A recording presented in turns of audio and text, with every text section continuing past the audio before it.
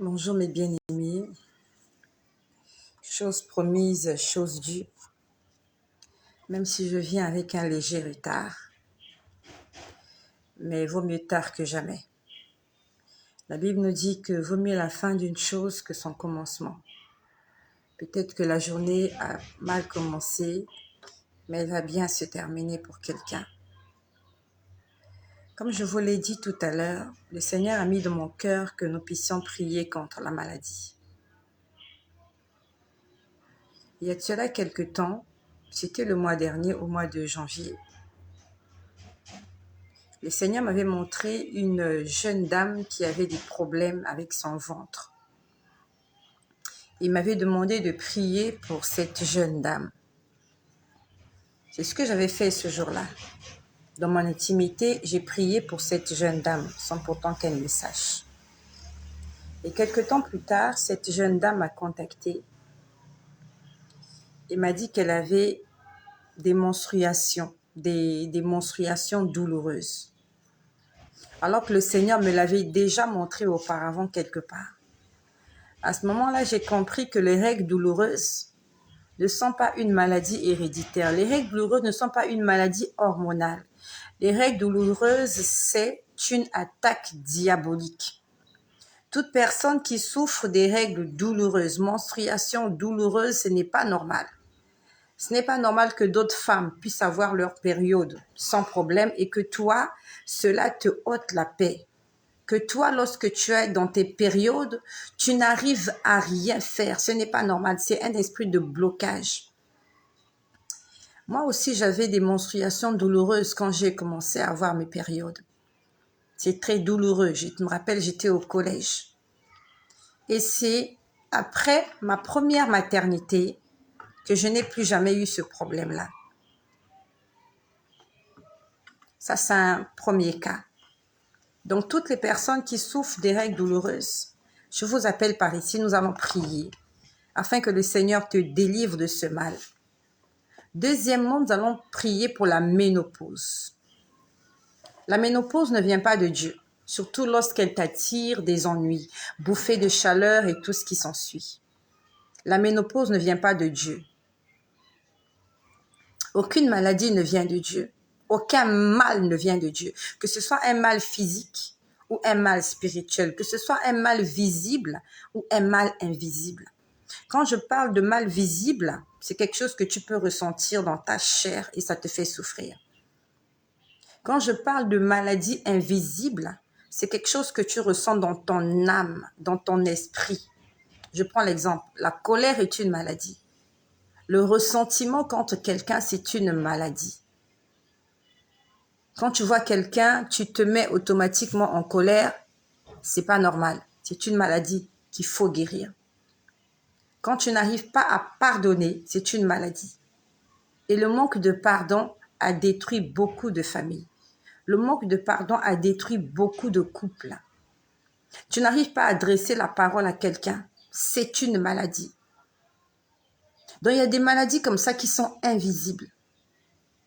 Lorsque tu dors la nuit, tu fais des cauchemars, c'est une maladie. Puisque dans maladie, il y a le mal.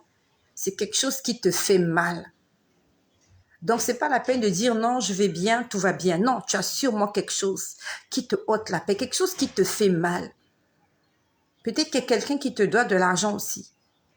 Et que le fait que cette personne n'ait pas remboursé ton argent, tu te sens mal. Ça te fait mal au cœur, ça t'énerve. C'est une maladie. Ou peut-être que toi, tu dois aussi quelqu'un. Tu as des dettes, tu dois les payer. Et toutes ces dettes te ôtent la paix. C'est une maladie. C'est le mal qui est en train d'agir dans toi. Parce qu'à cause de ces dettes, il te manque du repos. À cause de tes dettes, tu n'arrives pas à dormir la nuit. À cause de ces dettes, tu as des insomnies. Tu commences à avoir même mal à l'estomac.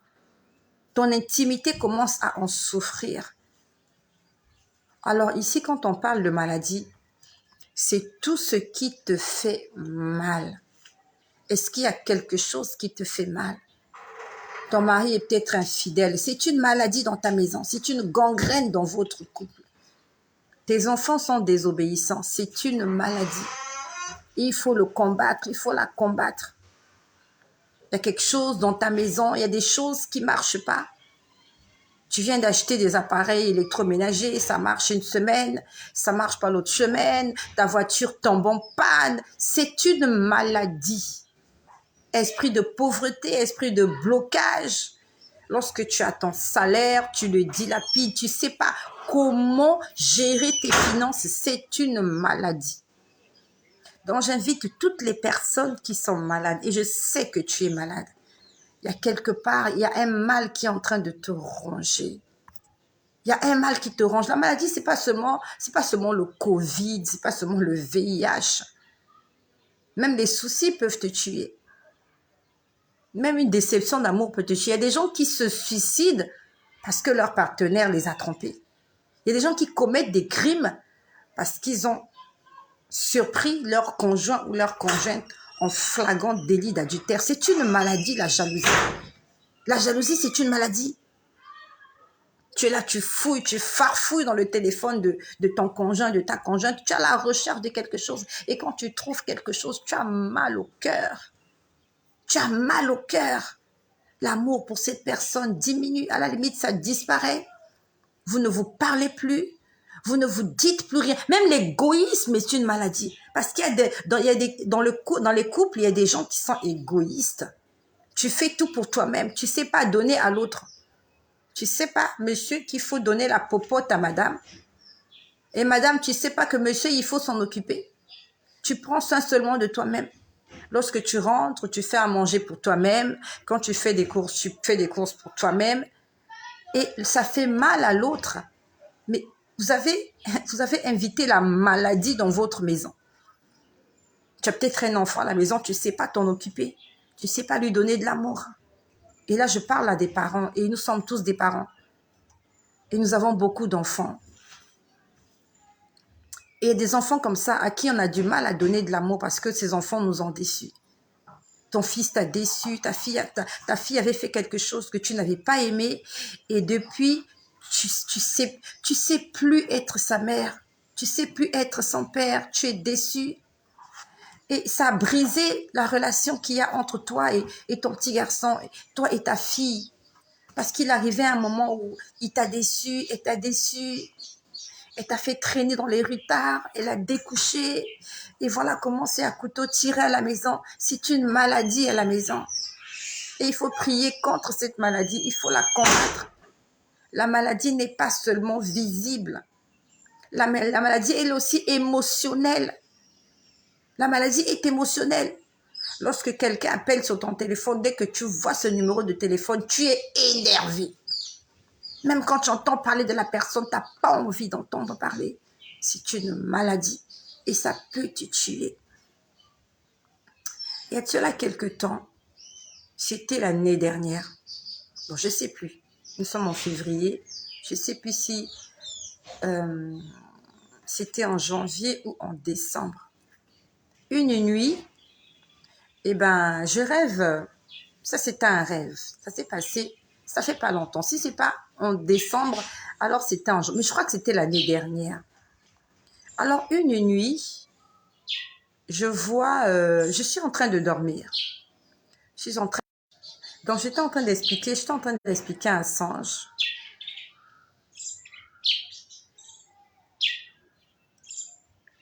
J'étais en train d'expliquer un songe. Ça s'est passé l'année dernière. Dans une nuit, je dors. Et dans mon songe, je vois un homme. Et cet homme-là, il voulait avoir des rapports sexuels avec moi. Et en passant, j'aimerais te dire qu'avoir des rapports sexuels dans ses rêves, ce n'est pas normal. Même si ce sont des rapports sexuels que tu entretiens avec ton mari. Donc, même si tu rêves que tu es en train d'avoir des rapports sexuels avec ton mari, ce n'est pas normal. Ton mari, c'est ton mari physique. Et s'il faut que vous ayez une intimité, votre intimité, elle est physique, elle est charnelle. Elle ne doit pas être spirituelle. Ça ne doit pas aller jusque dans tes songes. La Bible nous dit que le diable se transforme en ange de lumière. Donc, ce qui est sûr, c'est que si l'ennemi veut entrer dans ton intimité, il va prendre le visage de quelqu'un que tu aimes, de quelqu'un que tu acceptes, et il prendra le visage de ton mari. Et quand tu commenceras à rêver ton mari, que tu as eu des rapports avec ton mari, tu as eu des rapports avec ton fiancé, tu trouveras ça normal. Et ça va venir détruire ta vie parce que l'ennemi viendra déposer en toi une sémence. Et cette sémence qui va produire un fruit, et ce fruit, c'est l'ivraie. Cette sémence-là va te détruire. Donc, j'aimerais te dire que tout rapport sexuel dans les songes, dans les rêves, ce sont des attaques sataniques. S'ils ont essayé la journée, ils n'ont pas pu, ils vont venir la nuit. Et ils vont venir te présenter des choses que tu aimes. Peut-être que ça fait longtemps que ton mari t'a touché. Ça fait longtemps que ta femme t'a touché. Et voilà comment tu vas la voir en songe. Tu vas te dire, mais c'est une occasion, c'est une aubaine. J'aimerais te dire que c'est de la sorcellerie. Donc, si tu as fait un rêve érotique la nuit, le matin, quand tu te réveilles, ne traîne pas. Commence à détruire toutes ces sémences négatives déposées dans ta vie. Je sais de quoi je te parle. Pendant le confinement en 2020, il y a un esprit impur qui est venu dans ma chambre. Je l'ai vu et je l'ai senti. Cet esprit-là voulait entretenir des relations sexuelles avec moi. Donc cet esprit-là voulait entrer dans mes songes. Sauf que moi, je ne dormais pas.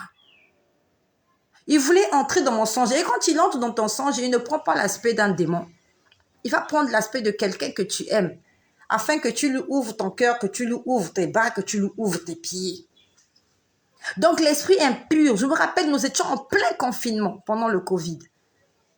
Je sens quelque chose monter sur mon lit. Je ne dormais pas. Dès que la chose est montée sur mon lit, j'ai senti qu'il y avait quelque chose qui était monté sur mon lit, qui est en train de m'enjamber en fait. Je dormais avec ma fille. Cette chose-là est montée, c'est comme quelqu'un qui marchait sur le lit. Donc je sentais le lit s'affaisser. J'ai dit, il y a quelqu'un qui est venu monter sur ce lit. C'était dans la nuit. J'avais les yeux fermés. J'étais assoupie, en fait, bon, assoupie c'est trop dire, j'étais fatiguée, j'avais les yeux fermés, mais j'étais éveillée. Donc j'étais consciente de ce qui se passait autour de moi. J'ai vu cet esprit-là, mari de nuit. Il était nain comme ça, tout petit, avec une queue.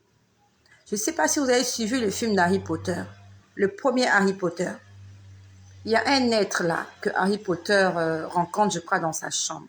J'aimais beaucoup Harry Potter dans le temps. Mais je suis désolée. J'aimerais te dire que Harry Potter, c'est un film diabolique. Que tu le veuilles, tu ne le veuilles pas. Que tu le crois, que tu ne le crois pas. Que tu aimes Harry Potter ou pas. Harry Potter est un film satanique. L'être que j'ai vu ce jour-là, il ressemble à Dobby. Va suivre Harry Potter. Même pas, non, pas suivre. Va sur Google. Tape Dobby. Dobby dans Harry Potter. L'image que tu vas voir là, c'est l'image de cet être-là que j'ai vu dans ma chambre ce jour-là. Il avait une queue. Il était nain. Il avait la tête de Dobby. Il avait la couleur de Dobby. Il n'avait pas de membre viril. Donc, il n'était ni homme ni femme. Et il tapait les pieds comme ça et c'était vite. Je dis, oh Jésus. Ton amour est là, nous touche. Ta main nous touche. Ta présence est là. Ta main nous touche. Allez, chante avec moi. Ta main me touche. Ta main me touche. Ton onction est là. Ta main me touche. Ta main me touche. Tu seras touché aujourd'hui par le Saint-Esprit. Ta main me touche. La guérison est là. Oh, la guérison, oui. Ta main me touche. Ta main me touche. Ta main me touche, ton esprit est là, ton esprit est là, ton amour est là. Oui, ta main me touche, Seigneur, ce soir, ta main me touche. Ta main me touche, le salut est là, le salut est là, il est disponible. Ta main me touche, oh Yahweh, oui, ta main me touche, touche-moi Seigneur, ta main me touche. Nous allons prier contre cette maladie qui te dérange aujourd'hui. Donc, j'étais en train de dire, l'année dernière, je crois que c'était au mois de décembre, je fais un songe, je vois un homme. Et cet homme-là voulait entretenir des relations avec moi dans le songe. J'ai dit, tu ne peux pas avoir des relations avec moi. J'ai dit, tu ne peux pas avoir des relations. En fait, dans le songe, je disais non. Mais il a tout fait pour s'approcher de moi, pour me prendre au sentiment, pour devenir mon ami. J'étais dans mon songe, mais je savais que je n'avais pas le droit de le faire. À ce moment-là, je vois qu'il se déguise. Il n'est plus un homme, il devient, je ne sais pas ce qu'il était. J'ai du mal à décrire ce qu'il était. J'ai du mal à décrire ce qu'il était. Et à la place de son membre viril, je pouvais voir comme, je ne sais pas comment on appelle ça. Pour ceux qui conduisent là, je ne sais pas comment on appelle ça. Quand on change les vitesses avec quoi? Comment on appelle, je ne sais pas moi, le nom m'échappe. Pour changer les vitesses, la boîte manuelle là, dans une voiture avec boîte de vitesse manuelle. Là, comment on appelle cette chose-là? Comment on appelle? Aidez-moi.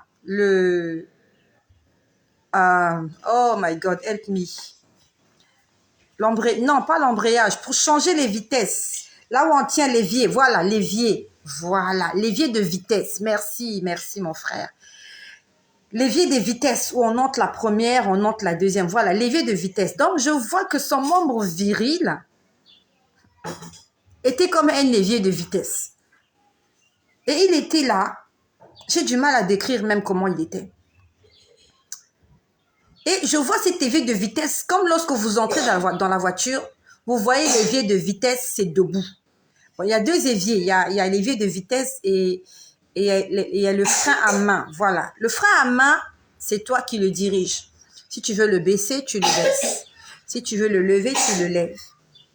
Mais ce n'était pas un frein à main. C'était l'évier de vitesse. Et son membre viril était debout comme un évier de vitesse. Je te laisse imaginer qu'on prenne un évier de vitesse, qu'on te le mette quelque part, dans ton intimité. Je te laisse imaginer ce que tu vas ressentir. C'était un évier de vitesse. Et c'était comme un évier de vitesse d'une voiture, pas 4x4, 16x16. J'avais l'impression que c'était un évier de vitesse pour, je ne sais pas moi, pour un bulldozer. Et ce démon-là, j'ai du mal à décrire, j'ai vraiment du mal à décrire comment il était. Il était énorme, il était quelque part. Et là où il y a le membre viril de l'homme, lui, il avait cet évier de vitesse-là, debout. Et il était en train de me dire, viens toucher mon évier de vitesse. Viens toucher mon évier de vitesse. Et il était là, informe, mais il parlait. J'avais l'impression que c'était une grosse masse gluante. Il était quelque part. Il était énorme. Et la seule chose qu'on voyait de cet être-là, c'était l'évier de vitesse qu'il avait au milieu de son corps. Et il voulait se servir de cet évier de vitesse-là sur des gens. Et il disait aux gens, venez toucher à mon évier. Et il me dit, viens toucher. J'ai regardé, j'ai dit, aïe. J'étais dans le songe, j'ai dit, aïe, j'ai dit ça, je ne peux pas supporter. J'ai dit, je refuse de te supporter. En fait, il m'invitait. Il disait, viens. J'ai dit, ça, je refuse. Parce que je te laisse imaginer. On prend un évier de vitesse. On te met ça. Comment tu vas te sentir? Que tu sois un homme ou une femme, même si tu es expert en la matière, tu ne peux pas supporter ça. Ça va te détruire. Ça va te déchirer. Ça va te tuer. J'ai dit non. J'ai dit non. Et quand je dis non, ils changent de formule. Quand je dis non, et en fait, ils ont tout fait pour déposer une sémence dans ma vie, même dans le songe, pour que tu leur appartiennes. Pour que tu leur appartiennes. Ils changent de tactique.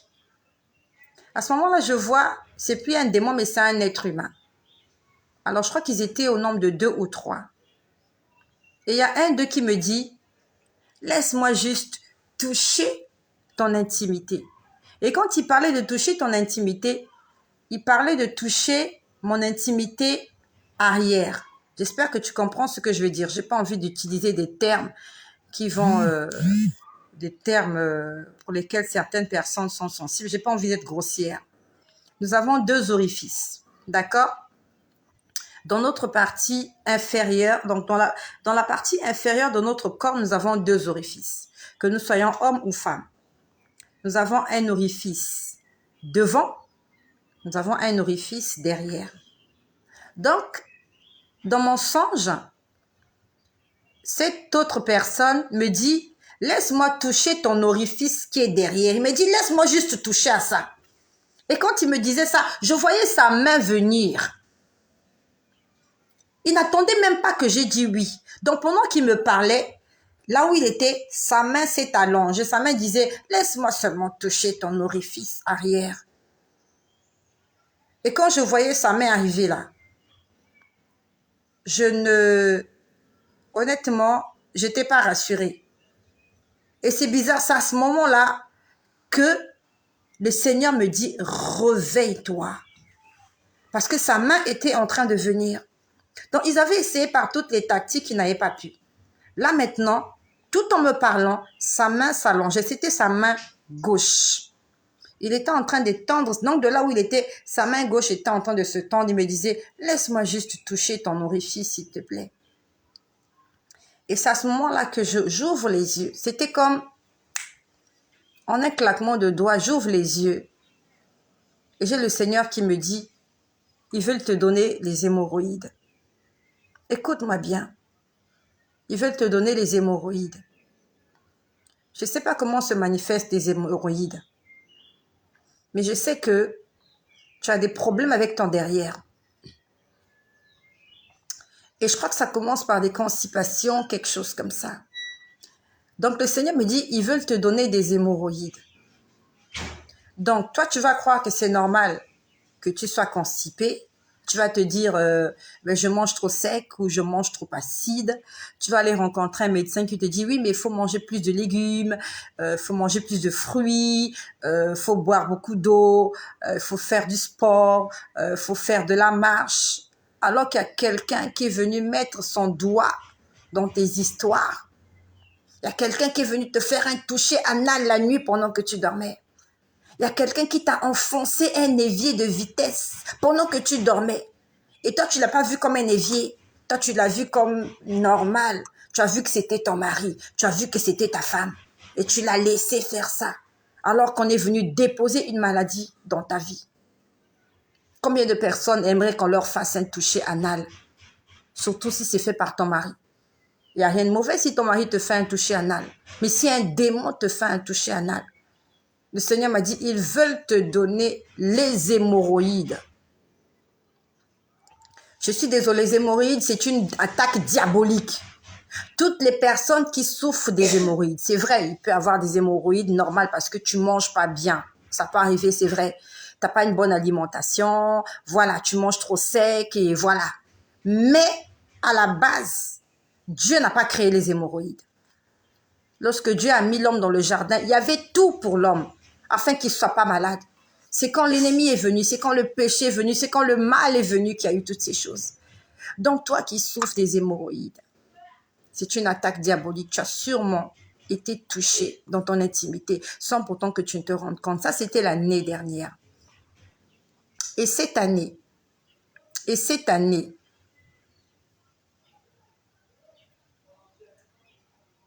Ça commence par un songe. Et ça fait pas longtemps. Dans ce songe-là, pourquoi je te parle de songe? C'est pour te dire que Dieu te parle de plusieurs manières. Dieu peut te parler par des songes. Dieu peut te parler par des intuitions. Dieu peut te parler par une prédication, par un témoignage. Dieu peut te parler par une vision. Tu te mets à prier, tu vois des images défiler. Dieu peut te parler audiblement. Donc tu es là, tu entends quelque chose. Et pendant que je parle de audiblement, hier après-midi, j'ai entendu l'Église catholique. C'est pas ce que je voulais dire, mais pendant que je parle, je me rappelle, hier après-midi, le Seigneur m'a dit l'Église catholique. Attention à l'Église catholique. Je ne sais pas si toi qui m'écoutes, est-ce que tu es catholique? Le mot catholique n'existe pas dans la Bible. Le mot protestant n'existe pas dans la Bible. Toutes ces dénominations-là n'existent pas dans la Bible. Ce sont les hommes qui les ont créées. Dans la Bible, on parle des enfants de Dieu. On parle des serviteurs. On parle de disciples. On parle d'apôtres. On parle d'évangélistes. On parle de docteurs. On parle de prophètes. On parle de sacrificateurs. On ne parle pas de catholiques. On ne parle pas de témoins de Jéhovah. On ne parle pas de bouddhistes. Tous ces istes-là, ça n'existe pas dans la Bible et ça n'existe pas pour Dieu. Pour Dieu, il n'y a pas de Français, il n'y a pas de Marocains. Pour Dieu, il y a des hommes et des femmes créés à l'image et à la ressemblance de Dieu. Tout ce que l'homme a créé, c'est pour diviser. C'est pour mettre certains au rang supérieur, d'autres au rang inférieur. Ils ont créé des frontières pour que ceux qui sont à gauche n'aient pas la possibilité d'aller à droite. Pour que ceux qui sont à droite ne viennent pas à gauche. Et que si tu as envie d'aller à gauche, tu vas te faire tuer. Tu vas te faire ceci. Ils ont créé des races. Ah, vous êtes noirs. Non, mais nous sommes jaunes. Oh, les autres sont des bleus. Restez dans votre camp. Ils ont créé des langages. Et ça a commencé depuis la tour de Babel. Tout ça pour diviser l'humanité. Mais à la base, à l'origine, ce n'était pas ainsi. Dieu nous avait créés, on avait une seule couleur de peau. Je ne sais pas, est-ce qu'ils étaient blancs ou noirs, Adam et Ève, est-ce qu'ils étaient rouges ou jaunes? J'en sais pas. Mais je suis sûre qu'ils avaient la même couleur de peau. Et qu'ils aimaient ça, et qu'ils s'étaient acceptés, je ne sais pas. Est-ce qu'Adam était blanc, est-ce que Ève était noire, et qu'ils ont mis au monde des métis? Et qu'avec la multiplication, les métis se sont métissés, les noirs se sont noirissés, les blancs se sont... Je sais quelle est la couleur de leur peau, ça, c'est pas important. Ça ne nous sauve pas. Donc, je suis en train de vous dire, il y a quelque temps de cela, je fais un songe. Et dans ce songe-là, j'étais à côté de quelqu'un. C'était quelqu'un que je connaissais. Et cette personne, je ne sais pas qu'est-ce qui s'est passé. Et cette personne a commencé, à cause de cette personne, j'ai commencé à saigner. Ça s'est passé dans un songe d'abord. J'aimerais te dire qu'avant que les choses ne puissent se matérialiser, avant que les choses ne puissent se concrétiser, avant que les choses ne puissent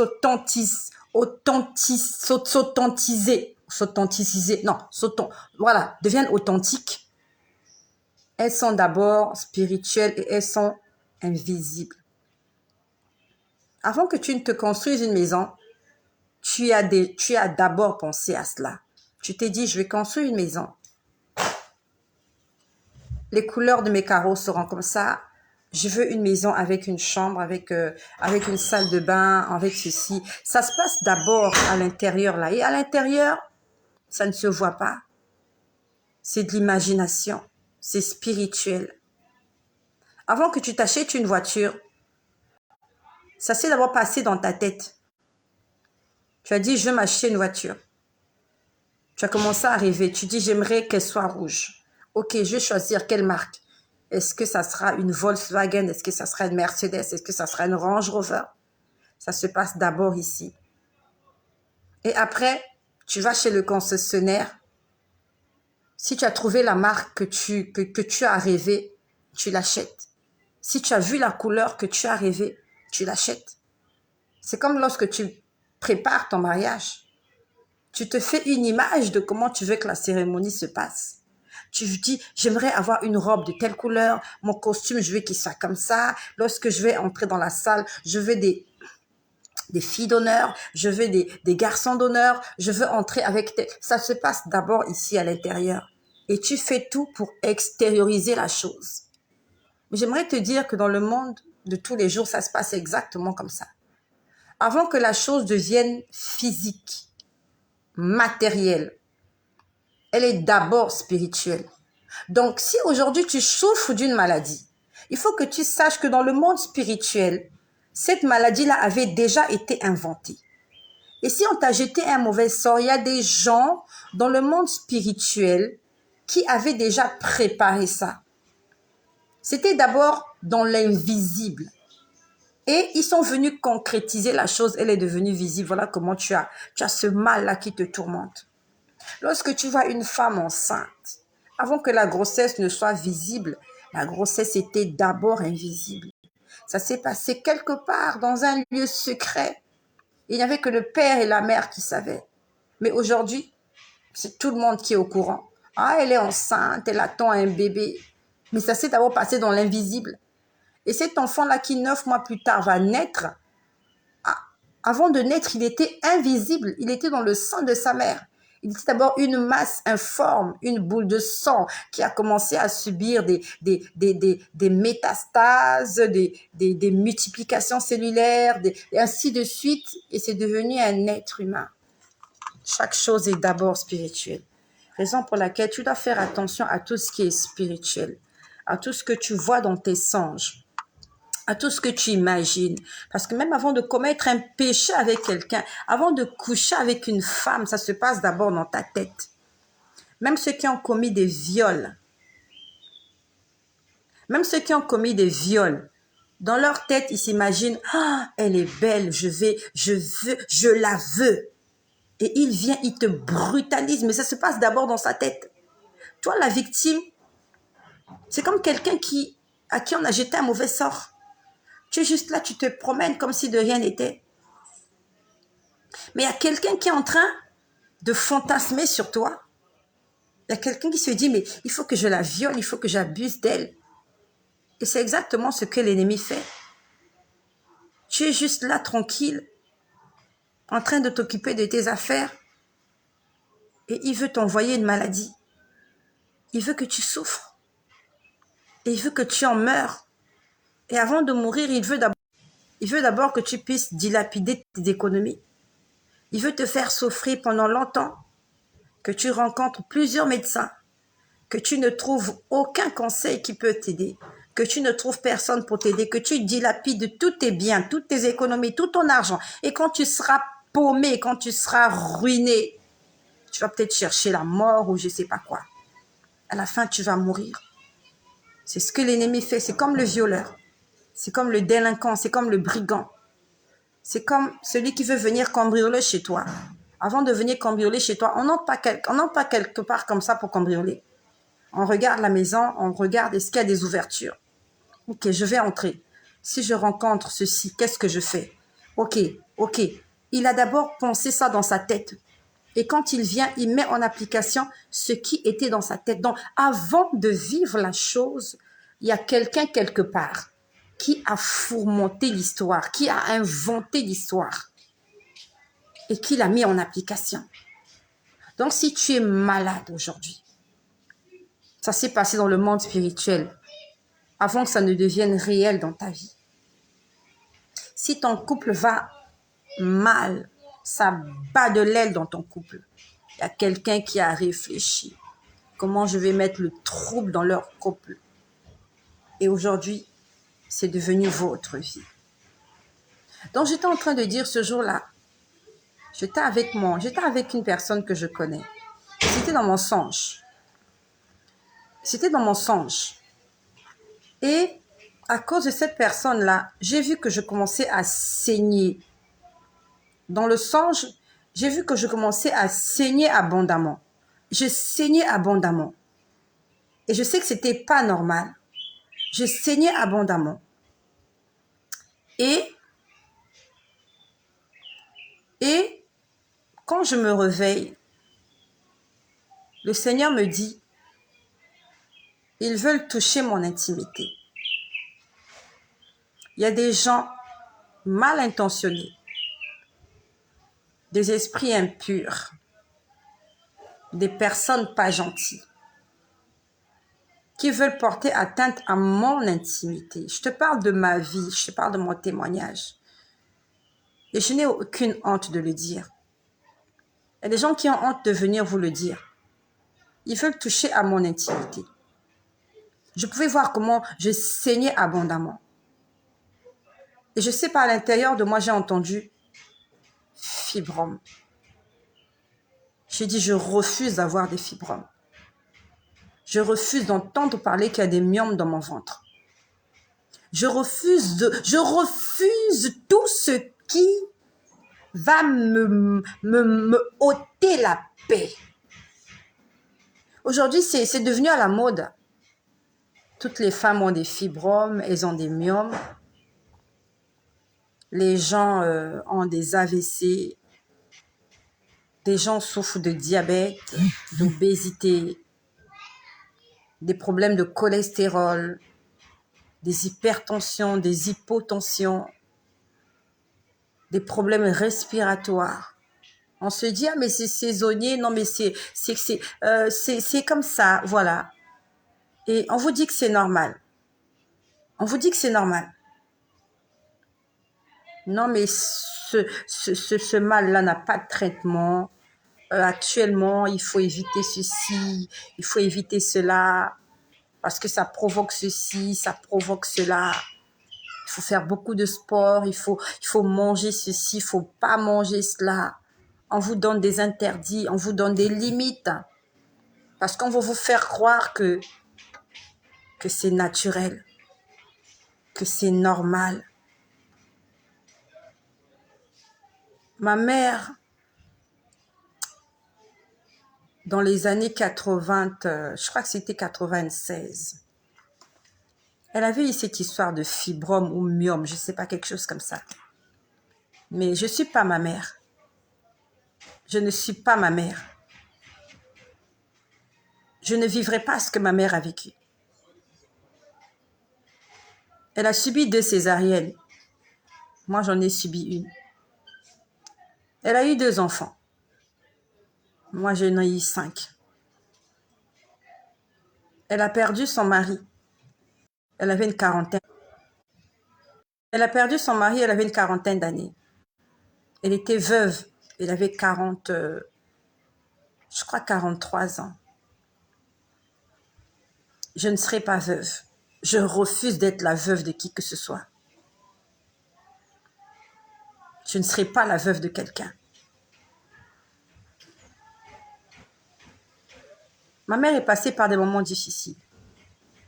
Et je refuse que l'histoire se répète avec moi. Je n'aurai pas de fibrome. Je n'aurai pas de myome. Et même si il arrive que je sois ménopausée, ma ménopause ne me créera aucun problème. Parce que ce corps-là ne m'appartient pas. C'est le temple du Saint-Esprit. Ce corps, c'est le temple du Saint-Esprit. Et j'interdis à toute forme de maladie de venir s'introduire dans le temple du Saint-Esprit. Toi, maladie, écoute-moi. Lorsque tu essaieras d'entrer, tu seras foudroyé à la porte. Parce que ce n'est plus moi qui vis. C'est Christ qui vit en moi. Et la Bible me dit que c'est par ces meurtrissures que j'ai été guéri. J'ai été guéri. On n'a pas dit que je serai guéri. J'ai été guéri. C'est conjugué au passé. Donc pendant que Jésus mourait à la croix, moi j'étais déjà guéri. Je refuse que vous puissiez me faire croire à des choses qui n'existent pas. La maladie dans ma vie n'existe pas. Je refuse de me faire revivre l'histoire de ma famille. Même si je suis dans une lignée, même si je suis descendante d'un arbre généalogique, je refuse que ce qui s'est passé dans la vie de ma grand-mère, dans la vie de mon grand-père, dans la vie de mon père, tout ce qu'il y a de négatif, je refuse le mauvais héritage. Toi, maladie, écoute-moi. Covid, tu me toucheras jamais. Paludisme, tu as menti. Hépatite, VIH, vous avez menti. Entre-temps, j'avais l'hépatite. Je suis guérie d'hépatite. Lorsque Jésus est venu me convertir, j'ai dit j'arrête le traitement de l'hépatite. J'arrête, c'était un traitement journalier, il fallait prendre les médicaments tous les jours. J'ai dit j'arrête. Je me suis dit, si j'ai eu cette hépatite-là quand je n'étais pas convertie, et que le Seigneur voulait me punir, maintenant que je suis convertie, pourquoi l'hépatite va me tuer?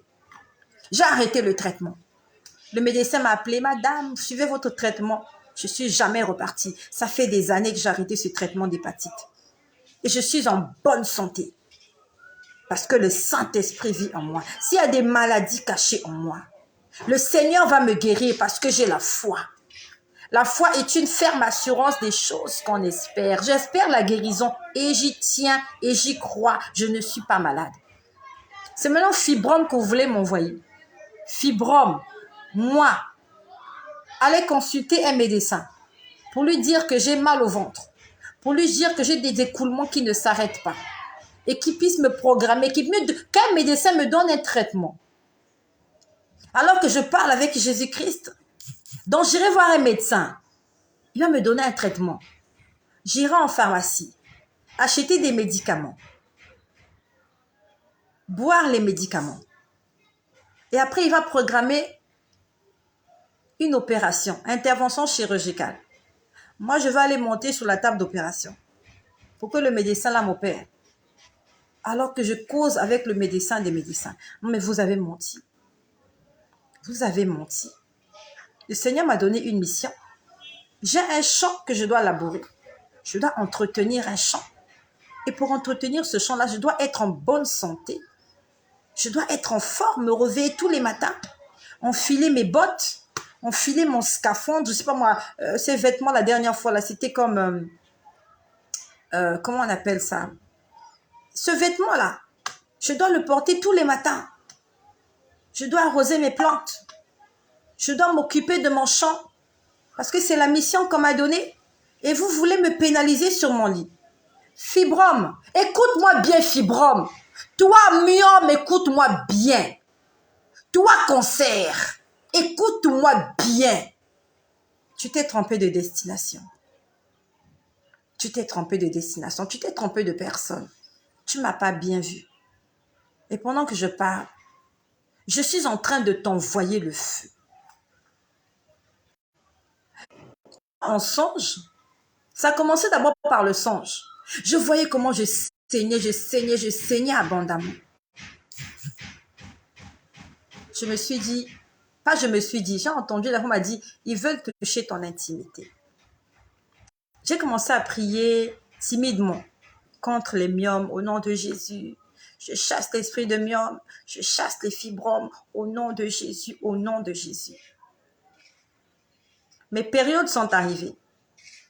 Là, je parle des femmes, vous comprenez ce que je veux dire. Mes périodes sont arrivées. Et depuis ma première maternité, mes périodes font 3 jours. Avant que je ne commence à avoir des enfants, ça faisait 5 jours. Et c'était douloureux. Et depuis que j'ai commencé à avoir des enfants, c'est passé à 3 jours et c'est pas douloureux du tout. Donc c'est 3 jours. Chez moi, c'est 3 jours. Sauf qu'après ce songe-là, quelques jours plus tard, j'ai vu mes périodes. Et j'ai saigné abondamment. J'ai saigné abondamment. J'ai beaucoup saigné. Ça faisait pas mal. Mais ça me dérangeait parce que il fallait que je me change tout le temps. Et j'ai pas aimé ça. J'ai pas aimé ça. Généralement, ça fait 3 jours. Ça fait 3 jours. 4 jours. 5 jours. 6 jours. C'est vrai que l'intensité avait diminué, mais c'était toujours là. J'ai dit, c'est pas normal. J'ai dit, c'est pas normal. Après, ça s'est arrêté. Ça s'est arrêté quelques jours. Après, ça a encore recommencé. J'ai dit, ah, là. Je n'aime pas ça. C'est pas normal qu'une femme, en un mois, qu'une femme ait ses menstrues 2 fois. C'est pas normal. Et je refuse ça. Parce que dans le deal que j'ai avec Dieu, là, dans notre alliance, c'était pas écrit comme ça. Je refuse que je sois condamnée comme cette femme qui a souffert pendant 12 ans. Et vous savez, le comble, c'est quoi? Ce matin, le Seigneur a mis dans mon cœur de prier pour cela. Parce que ce matin encore, quand je me regarde, ça a repris. Alors que ça fait 2 semaines que j'ai vu ça. J'ai dit, ah, ça c'est pas normal. J'aimerais que là où tu es là, que tu dises, c'est pas normal. Je refuse ça parce que c'est pas normal. Ça avait commencé un certain vendredi là-bas quelque part là. Jusqu'à vendredi dernier, j'étais là-dedans, même si c'était timidement. Bon, ça s'est arrêté 2-3 jours et ce matin encore, ça veut revenir. Ah, je n'irai pas voir un médecin. Je viens toquer à la porte du médecin des médecins. Le Seigneur va me guérir. Le Seigneur va traiter ce problème-là. Je n'aurai pas les myomes. Je n'aurai pas les fibromes. Aucun médecin ne va m'ouvrir le ventre. Vous n'allez pas ouvrir mon ventre. Si Dieu a envie de m'opérer, il le fera de façon surnaturelle. Comme il a fait avec Adam. Pour retirer la côte d'Adam et pour créer Ève, Dieu a endormi Adam. Et ce Dieu-là n'a pas changé. Pour retirer cette maladie que vous avez déposée en moi, je passerai par une opération chirurgicale spirituelle, sans cicatrice. Ça va se passer calmement. Parce que ce n'est plus moi qui vis. Et je refuse. Je refuse de ne pas être un témoignage pour quelqu'un. Parce que comment je pourrais dire à quelqu'un, tu seras guéri si moi-même je suis malade? Je refuse la maladie. Toi, esprit mauvais, tu m'entends, tu me vois. J'ai compris ton jeu. Je sais ce que tu veux faire. Je sais ce que vous voulez faire. Vous avez essayé le chômage. Vous voyez que je continue de prêcher. Vous avez essayé. Vous m'avez volé ma mère. Vous avez brisé mon cœur. Je continue de prêcher l'évangile. Esprit de pauvreté, j'ai déclaré que je ne serai pas pauvre. Le Seigneur s'occupe de moi. Maintenant, on a voulu m'envoyer les fibromes et les myomes. Ah, ça ne marchera pas. Ça ne marchera pas chez moi.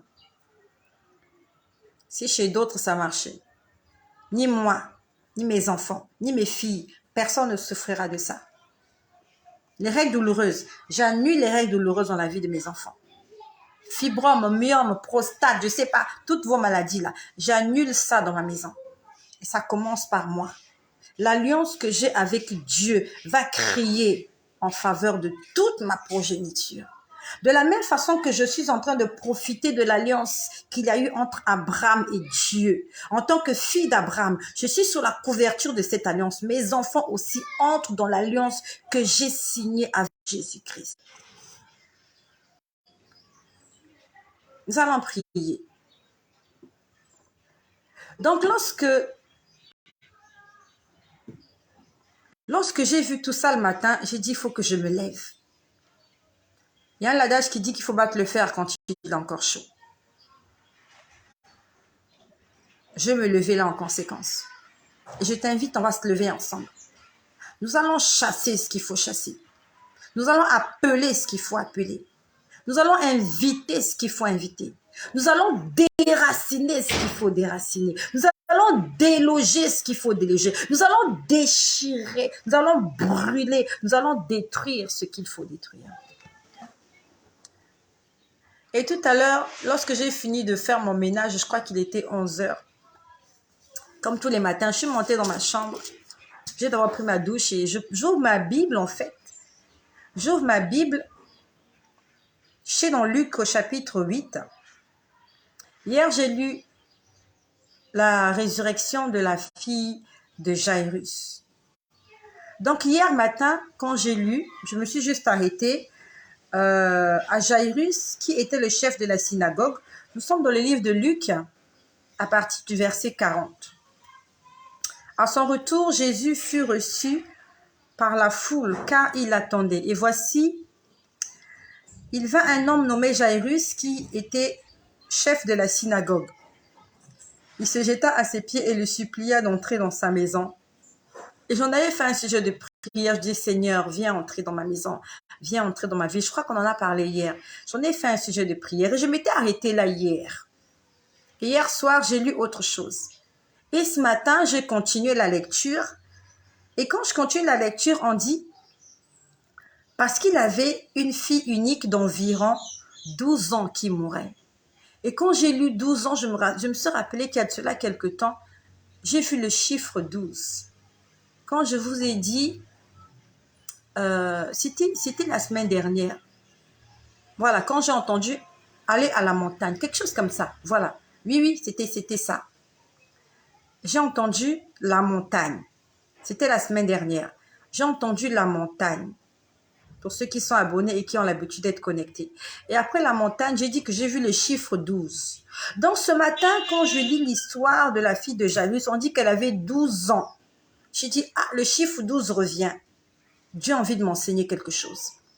Et je continue la lecture, je dis, pendant que Jésus y allait, donc il allait à la maison de Jairus. Et il était pressé par la foule. Or, il y avait là une femme atteinte d'une perte de sang depuis 12 ans. Donc, dans le même chapitre, verset 8, le chiffre 12 est apparu 2 fois en 3 versets, en une succession de 3 versets. La fille de Jairus, au verset 42, elle a 12 ans. Et Jésus, alors qu'il est en train de partir pour prier pour cette fille mourante de 12 ans, il y a une femme dans la foule qui souffrait d'une perte de sang depuis 12 ans. J'ai dit, le Seigneur veut me guérir aujourd'hui. J'ai dit, je reçois, je prends cette guérison. Parce que la semaine dernière, j'ai vu le chiffre 12. Et dans mon corps, je suis en train de sentir comment ils veulent que je puisse avoir une perte de sang. Nous sommes dans le livre de Luc au chapitre 8, à partir du verset 40. J'ai dit, ça c'est mon verset. J'ai dit, aujourd'hui, c'est le jour de ma délivrance. Aujourd'hui, c'est le jour de mon salut. Parce que c'est pas possible que je vois un écoulement. En un mois, ça a commencé là. Et ça a recommencé ce matin. Donc, c'est comme si cette femme-là, cet écoulement-là a commencé bien un jour. Ça a commencé par 1 jour, 2 jours, 3 jours, après 12 mois, après 12 ans. C'est pas Luc 12, c'est Luc 8. Merci. Luc 8 à partir du verset 40. J'ai dit ce verset-là, c'est pour moi. Le chiffre 12, c'est pour moi. J'ai dit le Seigneur me guérir aujourd'hui. Et j'ai dit, je ne peux pas le garder pour moi-même. Parce qu'il m'a dit, tu vas le leur dire. J'ai dit, je vais inviter mes sœurs. Je vais inviter mes frères qui sont atteints d'une maladie, qui sont tourmentés par un mal. Et même si ce n'est pas toi, prie pour quelqu'un qui est malade, prie pour quelqu'un qui est mourant. Et même si prie pour quelqu'un, il y a quelqu'un qui a besoin que tu intercèdes pour lui. Dans ce passage de la Bible, dans cette histoire, il y a 2 situations.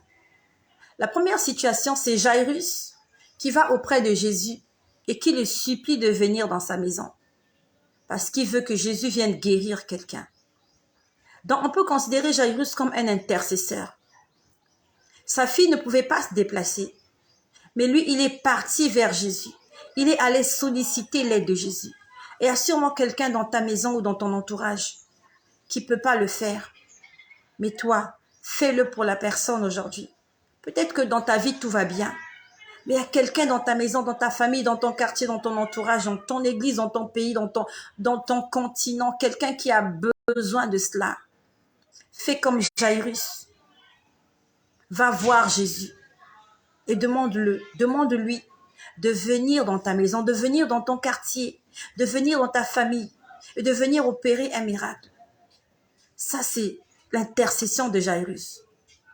Et pendant que Jésus est en train d'aller, voilà comment il y a une femme. Elle n'a pas attendu qu'on intercède pour elle.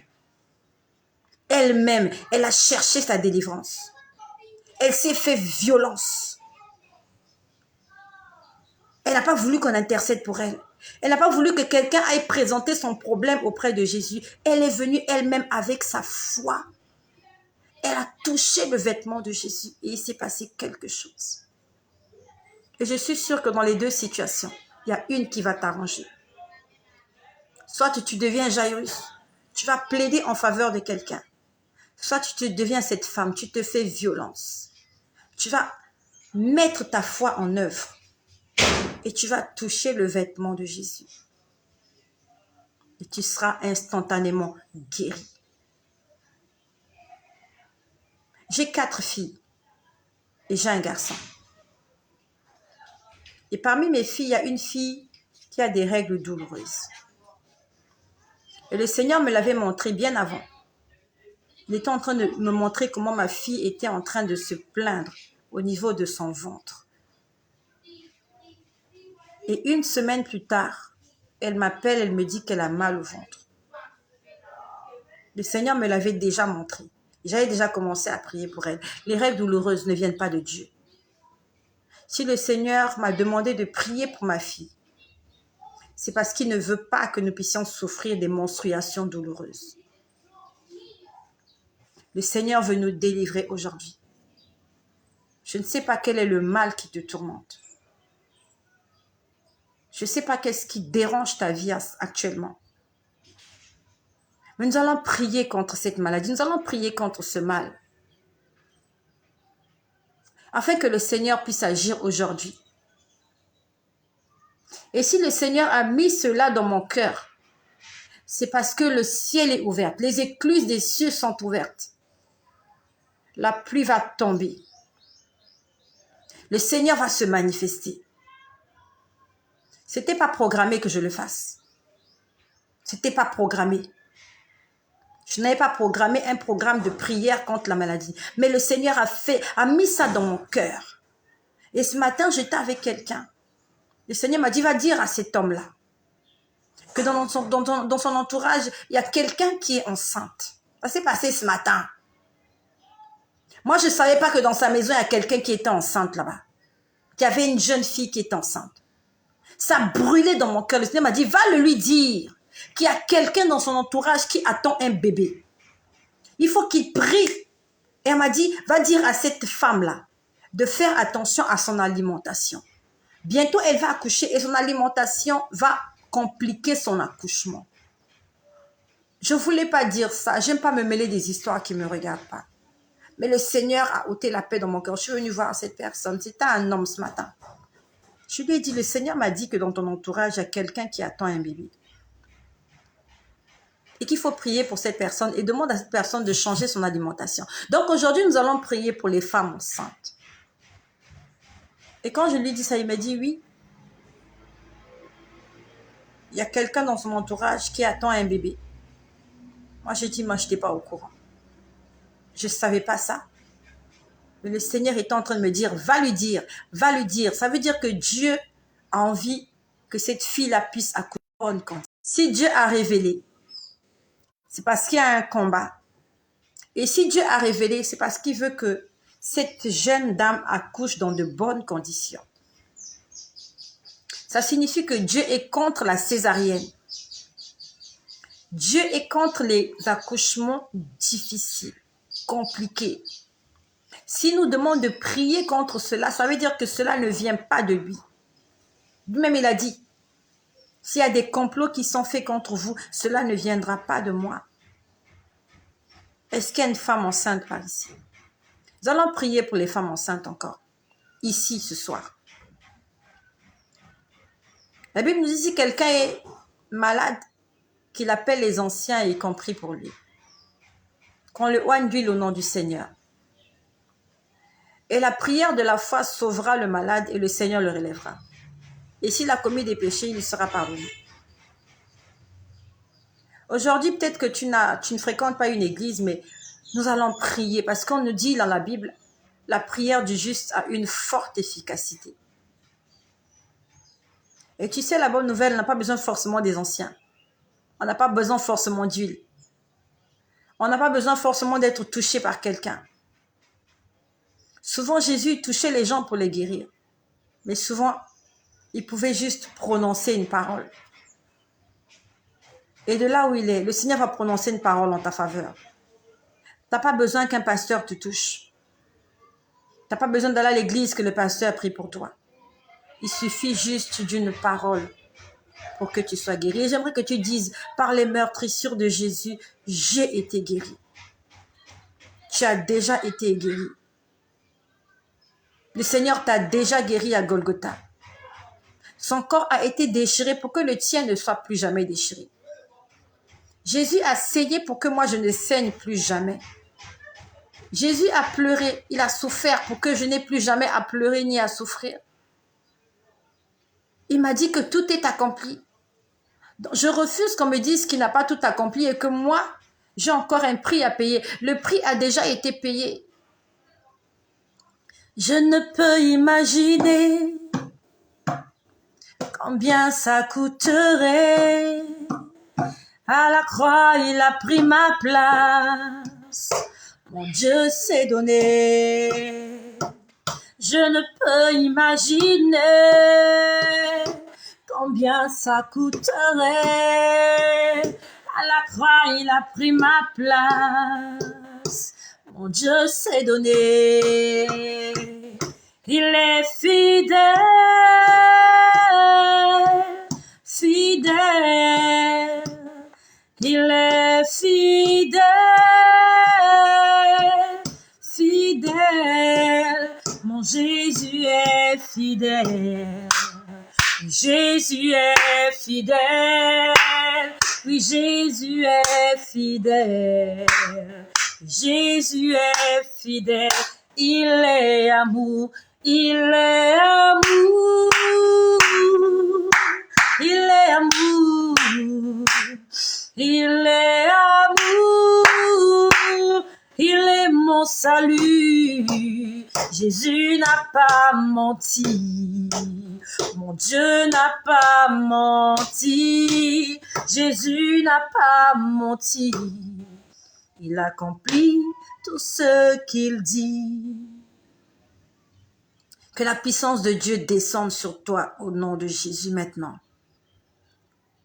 Pendant que je vais prier, la puissance de Dieu va se manifester. Et je lui dis merci pour toutes les guérisons qu'il va opérer aujourd'hui dans ta vie. Parce qu'à la croix, il avait déjà tout accompli. Tout est accompli à la croix, ça fait plus de 2000 ans. Et je refuse de mettre en doute le sacrifice de Jésus-Christ. J'y crois, j'ai la foi que ce qu'il m'a dit est vrai. J'y crois. J'y crois de tout mon cœur. Que s'il y a quelqu'un qui ne sait pas mentir, c'est mon Dieu, c'est Jésus. Et je suis déjà guérie. Je ne souffrirai pas de myope. J'aimerais que tu le déclares là où tu es. Je ne sais pas de quoi ils veulent que tu souffres. Que la puissance de la foi se lève en toi. Afin que tu reçoives ce qui est à toi, ce qui t'appartient. Parce que cette chose-là est à toi. Dieu t'a promis des choses. Dieu a réservé pour toi un héritage. Et récupère-le au nom de Jésus. Seigneur, tu as dit tout ce que je demanderai en priant. Si je crois que je l'ai reçu, je le verrai s'accomplir. Seigneur, si tu as sauvé une personne comme moi, tu m'as sorti de la boue. Seigneur, comment tu ne me guérirais pas de cette maladie que les gens veulent que je souffre? Seigneur, tu m'as changé. Tu as enlevé en moi la colère, le ressentiment. Tu as enlevé en moi le goût, le plaisir de ce monde. Ça, c'est mon plus grand témoignage. J'étais accrochée à la luxure. J'aimais le luxe. J'aimais le paraître. Seigneur, tu m'as brisé et je refuse de croire que tu ne peux pas me guérir d'un myome ou d'un fibrome. Fermez les yeux simplement là où vous êtes. Que la puissance de Dieu descende sur toi ce soir. Que le Saint-Esprit descende là où tu te trouves. Tu reçois maintenant ce que tu as demandé à Dieu. Ça fait des jours, des semaines, des mois. Au nom puissant de Jésus. Au nom de Jésus, tout accident malencontreux ne t'arrivera pas. Parce que j'ai vu dans mon esprit quelqu'un qui était en train de marcher dans la rue. Tu es un homme, tu marchais dans la rue et tu avais ton sac au dos. Je suis en train de m'adresser à un homme. Tu as un sac au dos. Et je t'ai vu dans la rue. Je ne sais pas où est-ce que tu partais, mais tu t'es écroulé dans la rue. Et pendant que tu t'es écroulé, les gens sont venus autour de toi. Et ça s'est passé dans la rue. Qui que tu sois, je ne sais pas. Est-ce que lorsque tu sors le matin, tu vas travailler, est-ce que tu mets un sac au dos? Si c'est toi qui mets un sac au dos, tu as un sac au dos lorsque tu quittes de ta maison, c'est un homme, tu mets un sac au dos. Si c'est toi, au nom de Jésus, reçois ta guérison. Tu ne mourras pas dans la rue en plein air. Tu ne feras pas ce malaise-là dans la rue. Au nom de Jésus, j'interdis à ce malaise-là de t'arriver. J'invoque le sang de Jésus sur toi, dans ta vie. Au nom de Jésus, je bénis cette année. Aucun malheur ne t'arrivera. Aucun fléau ne s'approchera de toi. Tu ne feras pas ce malaise dans la rue. Et tu ne le feras ni chez toi, ni à la maison. Ça ne se passera pas. Si le Seigneur a montré, c'est parce qu'il veut détourner les voies de l'ennemi. Tu ne t'écrouleras pas dans la nuit.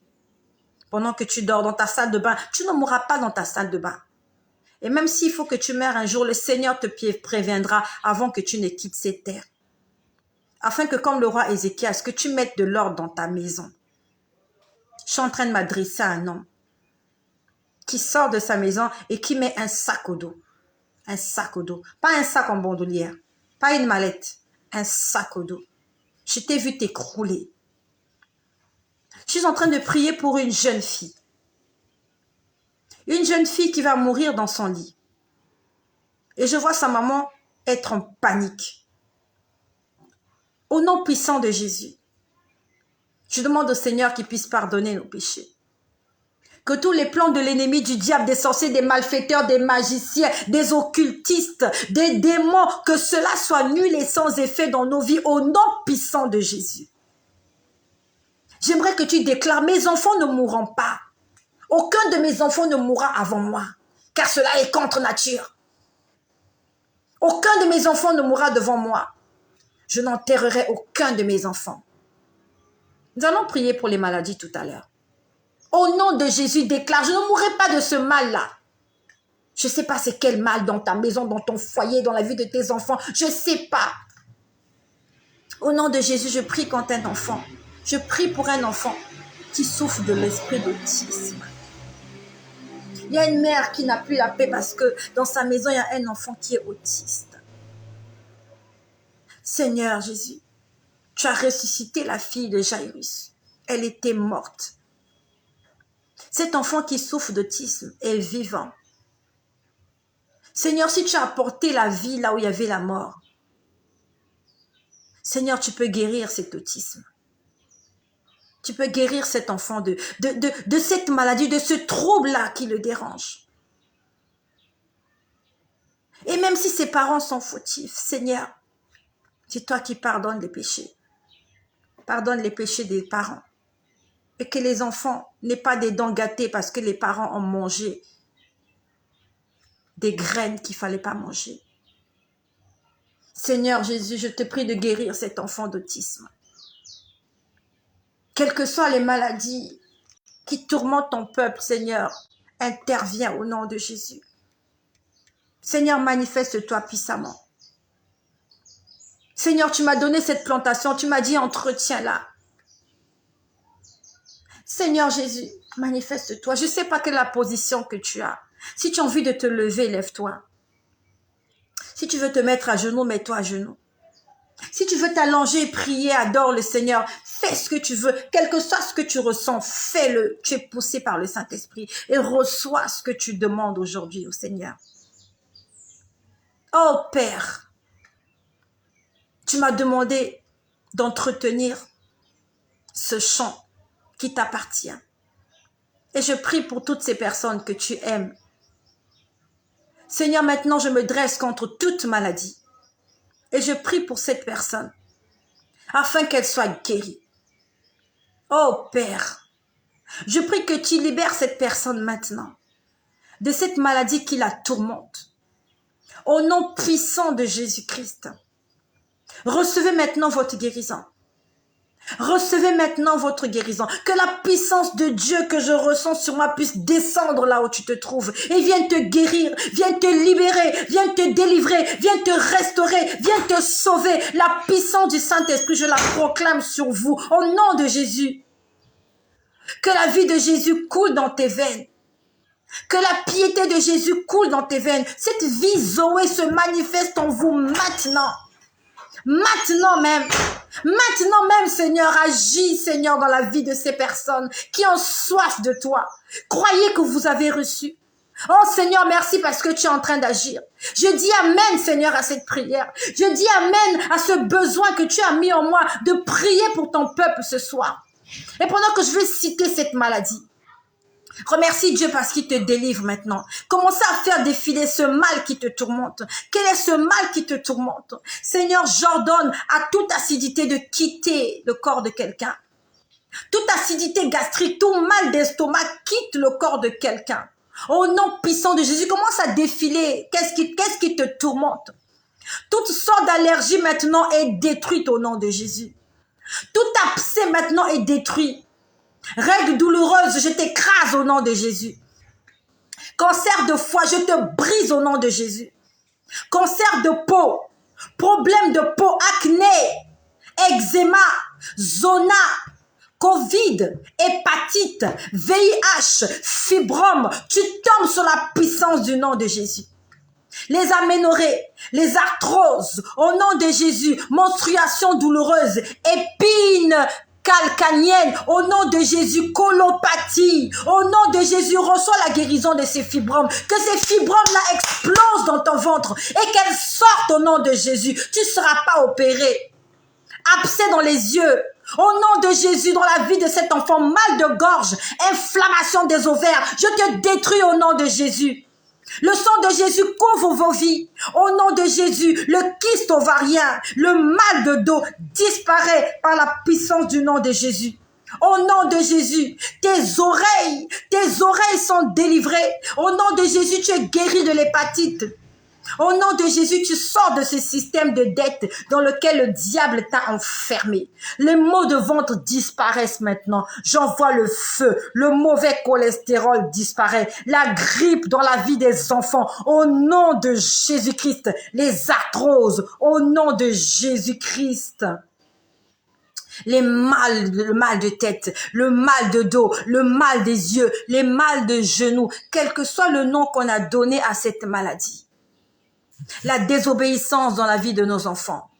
Au nom de Jésus, les malformations cardiaques, toute maladie cardiaque, tout accident vasculaire cérébral, au nom de Jésus, reçois la guérison, les yeux, les dents, le ventre, au nom de Jésus, la colopathie disparaît, le diabète disparaît.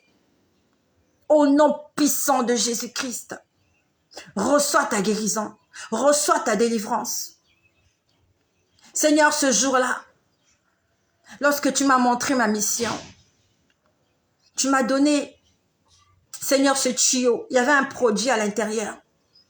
Et tu m'as dit que mon travail, c'était d'arroser ces plantes de ce produit et d'en veiller et d'en prendre soin. Seigneur, je sais que ce produit sera toujours disponible. Et ce produit, c'est la puissance du Saint-Esprit.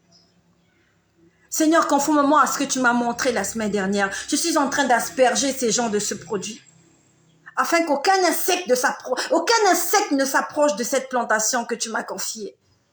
Aucune bestiole, aucun criquet ne s'approchera. Aucune chenille ne viendra manger les feuilles de ces plantes que tu as plantées et que tu m'as demandé de surveiller, de garder et d'entretenir. Seigneur Jésus, cette mission n'est pas la mienne. Seigneur, cette mission, elle est la tienne. Seigneur Jésus, manifeste-toi. Seigneur, dans la Bible, j'ai lu des histoires où on dit qu'on a mené vers toi des malades. Et la Bible me dit que tu les avais tous guéris, sans exception. Du plus grand au plus petit. Les troubles de mémoire disparaissent maintenant. Par la puissance du nom de Jésus.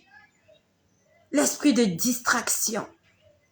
pour les parents, pour les enfants. Tout cela disparaît aujourd'hui. Merci Seigneur parce que le ciel est ouvert. Merci Seigneur parce que tu es en train d'opérer des guérisons miracles dans la vie des gens ce soir. Et merci parce que nous serons tes témoins dans le monde entier. Seigneur, je prie que dans la vie de cette personne qui m'écoute, que seul ton nom soit glorifié. Quelles que soient les maladies que je n'ai pas citées, parce que je n'ai pas eu le temps de tout lire. Seigneur, toi, tu sais toutes choses. Seigneur, toi qui travailles dans l'invisible, je prie maintenant que ton nom soit glorifié dans ce ministère, pour la gloire et pour la seule gloire de ton nom. Ainsi j'ai prié, au nom puissant et glorieux de Jésus-Christ. Amen.